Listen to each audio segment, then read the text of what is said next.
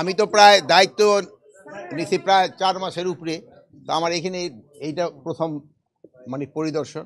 আপনারা আপনারা অনেকেই জানেন, আপনারা পাসপোর্ট সম্বন্ধে অনেকে অনেক কথাও লিখে থাকেন। তো যেহেতু এটা একটা সেবামূলক প্রতিষ্ঠান, এদের জন্য সেবার মান আরও বাড়ে, এইটি তাদের কাছে বলা হয়েছে। তা আপনারা জানেন যে হ্যাঁ, এই প্রতিষ্ঠানে আগে যে পরিমাণ দুর্নীতি হতো, এই দিদি আসার পরে অনেকটা কমছে, বাট এইটারে আরও কমে আনতে হবে। এখনও কিন্তু পাসপোর্টের লোকজনে পেতে অনেক সময় অনেকটা হেসেল পোহাইতে হয়। এটারে কীভাবে আরও কমায় আনন যায়, এই ব্যাপারে কিন্তু এখানে আলাপ হয়েছে। ডিজিরে বলা হয়েছে উনি তো চেষ্টা করতেছে, বাট উনি তো জিরো লেভেলে এখন পর্যন্ত আনতে পারেনি। এখানে ধরনের যে আনসার আছে তারা অনেক সময় হয়। তারপরে আমাদের ধরেন যে এই যে জেলা পর্যায়ে যেইগুলি অফিস রয়ে গেছে, ওখানেও কিন্তু লোকজনের পাসপোর্ট পাইতে অনেক সময় সমস্যার সমান। আর প্লাস আমাদের একটা ওই যে এমআরপি পাসপোর্টের যে একটা সমস্যা ছিল, এটা ইনফ্যাক্ট এই পাসপোর্ট ডিপার্টমেন্টের জন্য হয় নাই, এটা হচ্ছে অন্য একটা কারণে। এটা যদি আপনারা অনুসন্ধান করেন বাইর করতে পারবেন। এটা আগের সরকারের একটা সমস্যা, ওইটা এগোঘাড়া এসে চাপ ছিল, কিন্তু এই সমস্যাটাও সমাধান হয়ে গেছে। আর এখন আমরা বলছি যে এই 31 ডিসেম্বর এই বছরের ভিতরে সব আমরা ইলেকট্রনিক পাসপোর্টের ভিতরে যাব, এমআরপি আর থাকবে না।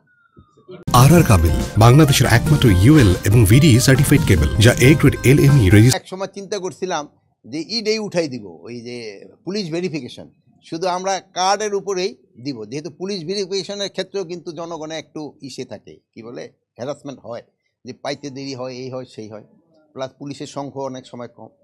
বাট এই যে রোহিঙ্গার যে সমস্যাটা বললেন, এই জন্য কিন্তু এইটা জিনিসটা উঠানো যাচ্ছে না। বাট এইটা আগে যেই পরিমাণ ছিল এখন কিন্তু ওইটা নাই। এই ঘটনাগুলি ঘটে গেছে কিন্তু আমাদের এবং এই ডিজি বা এদের আসার আগেই।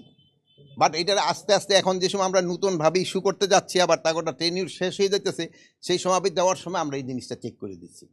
পুলিশ ভেরিফিকেশন থাকছে কি থাকছে না এর ব্যাপারে আমি এখনও বলতে পারবো না।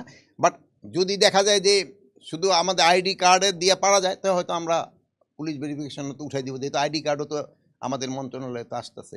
আর প্লাস আমাদের ধরেন পুলিশ রিফর্ম কমিশনের তাদের একটা রিকমেন্ডেশন যদি থাকে, সেই সময় অন্য কথা।